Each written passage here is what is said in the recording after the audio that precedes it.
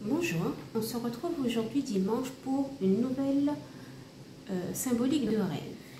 Donc je vais vous lire le rêve de Joy, c'est un rêve qu'elle m'a envoyé le 30 novembre et nous allons décrypter le rêve ensemble. On part du principe que je ne connais pas Joy, j'ai uniquement son rêve, je ne connais pas sa vie, ce n'est pas de la guidance, ok? Ce n'est pas une prédiction. Je décrypte les symboles du rêve et par la suite, Joy, de par sa propre situation, elle va faire des rapprochements avec les symboles que je donne. Donc, je vous fais la lecture du rêve et puis par la suite, je vais vous partager les notes que j'ai prises par rapport au rêve de Joy. Oui, ça prend un petit peu de temps de décrypter un rêve, je prends des notes, j'analyse. Voilà. Donc, elle m'écrit. Alors, il y a quelques jours, j'ai rêvé de requins. Je faisais une sortie scolaire avec des élèves de maternelle pour faire de la plongée sous-marine. Lors de l'activité, il y avait deux requins. Deux requins qui sont venus tourner autour de nous. Et l'un des deux a attaqué l'enfant qui était avec nous. Le requin a été tué et l'enfant gravement blessé. La suite du rêve se passe à l'école avec les parents de l'enfant blessé qui venaient pour une réunion avec l'administration. Elle finit en me disant « J'ai trouvé ça très incongru comme rêve, je ne sais pas vraiment si on peut y voir un message ou que c'était juste un rêve. » Ok. Alors, moi j'ai pris des notes par rapport à ce qu'elle m'a partagé et je vais partager avec vous. La première des choses, c'est voir un requin en rêve. Plusieurs symboliques, ok, qui peuvent avoir diverses significations. Le requin est d'abord un signe de puissance et de force de l'océan, ok, mais ça peut aussi être le symbole de tracas et de contrariété. Dans notre spiritualité, voir un requin en rêve, d'après la posture, ok, il faut bien être attentif à la posture du requin. Est-ce que le requin attaque ou est-ce que le requin nous accompagne, ok? Il faut faire attention à ces petits signes. Je vous disais, dans notre spiritualité, voir un requin en rêve peut être signe de puissance, un signe d'énergie des eaux qui va cheminer avec nous, de force, de combativité, de courage. Okay? Comme je le disais, il faut être bien attentif à l'ensemble, à l'énergie du rêve.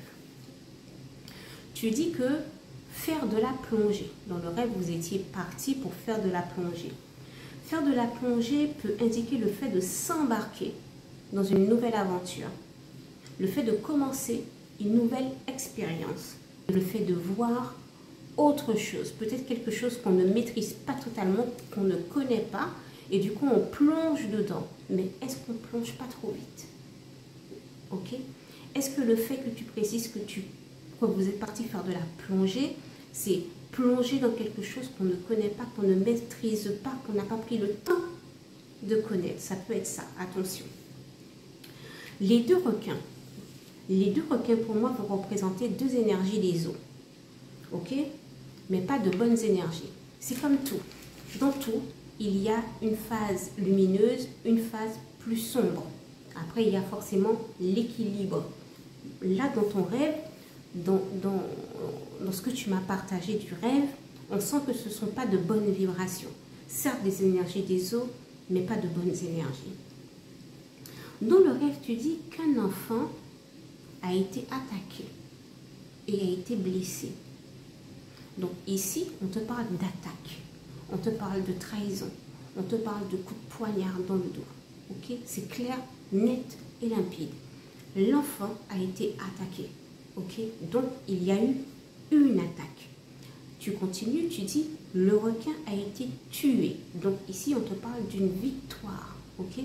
D'une réussite, ok, mais l'enfant est blessé. S'agit-il de blessure émotionnelle? S'agit-il d'une blessure spirituelle? Aussi, là, ce n'est pas la même chose. Même si dans le rêve, tu dis l'enfant a été attaqué, que le requin a été vaincu, est-ce que le fluide, même si le requin est mort, tu précises que l'enfant a été gravement blessé. dans le gravement blessé, est-ce que ce n'est pas le fluide de cette négativité ou toi tu dois t'en occuper, qu'il faut faire quelque chose pour la blessure, certes vaincue, mais le fluide est toujours là. Dans la dernière partie du rêve, tu me dis rêver d'école. Les parents sont venus à l'école pour une réunion. Lorsqu'on rêve d'école, cela correspond à l'apprentissage, apprendre, développer de nouvelles compétences, de nouvelles connaissances. Okay? C'est un appel à dire, il y a des choses à apprendre.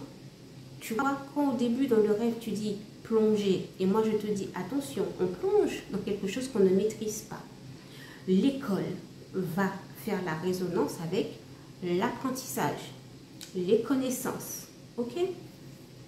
À la fin, tu dis que tu ne sais pas trop si c'est un rêve avec un message ou c'est juste un rêve. Moi, je pense que c'est un rêve avec un message, de par les symboles oréniques du rêve qui sont très frappantes. Justement, c'est le fait que les symboles sont incongrus qui fait que c'est un rêve prédictif. Un rêve prédictif, le messager, ton guide des rêves qui va te transmettre le message, va t'envoyer des éléments que tu peux comprendre, qui vont certes être farfelus, mais que tu peux décrypter. Okay? Tandis que le rêve du subconscient, c'est souvent un peu comme une série télé. Okay? Je le dis souvent, les rêves fonctionnent par symbole orénique, symbole qu'on doit décrypter pour comprendre le message qu'il y a dans le rêve. À travers ton rêve, c'est toi qui rêves. Alors, à déterminer, est-ce que le rêve, c'est pour ta personne ou est-ce que le rêve, c'est pour quelqu'un de ton entourage, de ta famille. Si ce rêve est pour toi, l'enfant est la matérialisation d'une part de toi-même.